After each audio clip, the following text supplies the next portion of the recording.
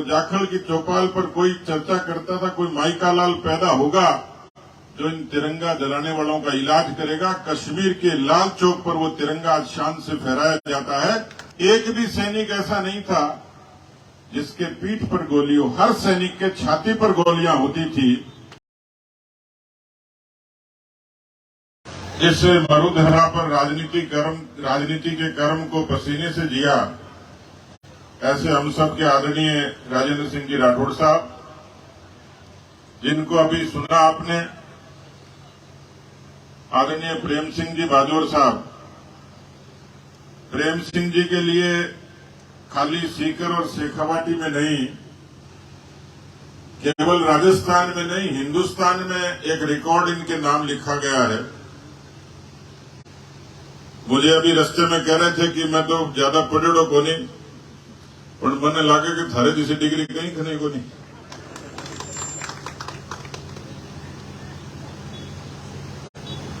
देश में किसी एक प्रदेश में व्यक्तिगत प्रयासों से शहीदों की प्रतिमा लगाने का काम जिस अनूठे व्यक्ति ने किया, उसका नाम प्रेम सिंह बाजोर है। 1100 से ज्यादा पूरे प्रदेश में। मुझे लगता है जोरदार ताली बजानी चाहिए आपको।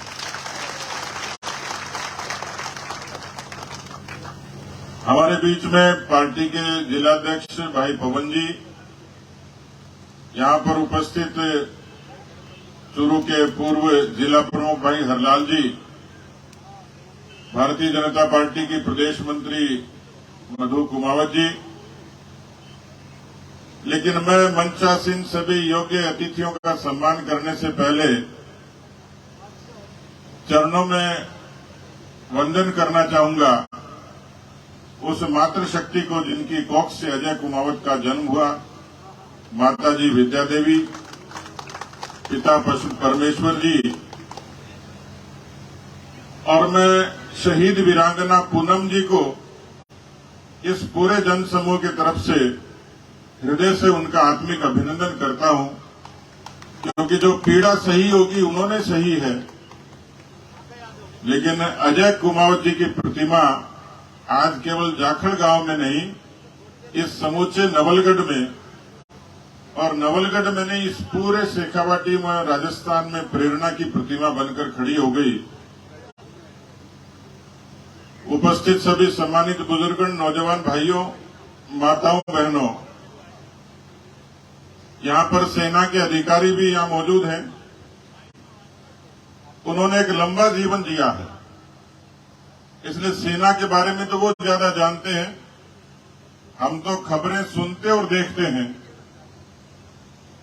लेकिन मुझे ये कहते हुए गौरव की अनुभूति है कि भारत दुनिया का सबसे बड़ा लोकतंत्र है, और देश के यशस्वी प्रधानमंत्री जी कहते हैं भारत विश्व का सबसे बड़ा लोकतंत्र तो है ही, लेकिन ये लोकतंत्र की जननी भी है।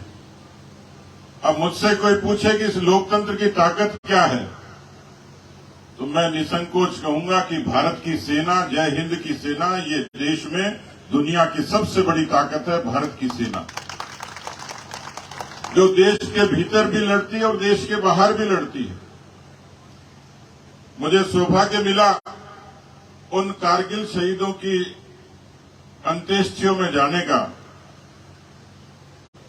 मुझे एक अद्भुत ताजुब होता था कि जब उनके शव आते थे, एक भी सैनिक ऐसा नहीं था जिसके पीठ पर गोली हो, हर सैनिक के छाती पर गोलियां होती थी। इस शेखावाटी ने दी है, और इसलिए आज भारत की सेना देश के यशस्वी प्रधानमंत्री जी के नेतृत्व में भारत का गौरव बन गई है।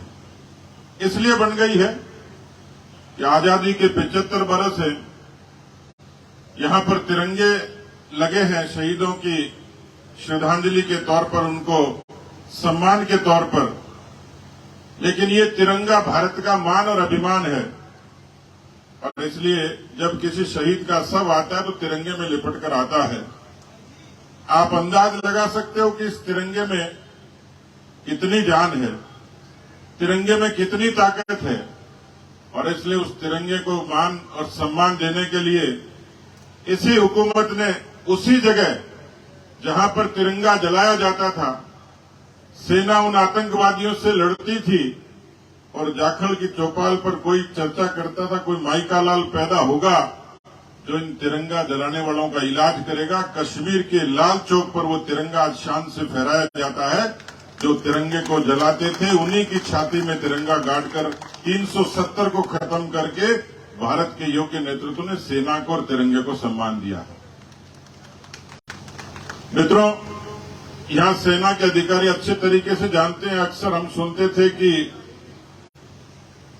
सेना की पहचान थी 303 राइफल। आइस बूट नहीं होते थे, बुलेट प्रूफ जैकेट नहीं होती थी और जितने संसाधन थे उसी में सेना लड़ती थी। देश के यशस्वी प्रधानमंत्री जी को 9 बरस हुए हैं। यूं तो अनगिनत उपलब्धियां उनके नाम है।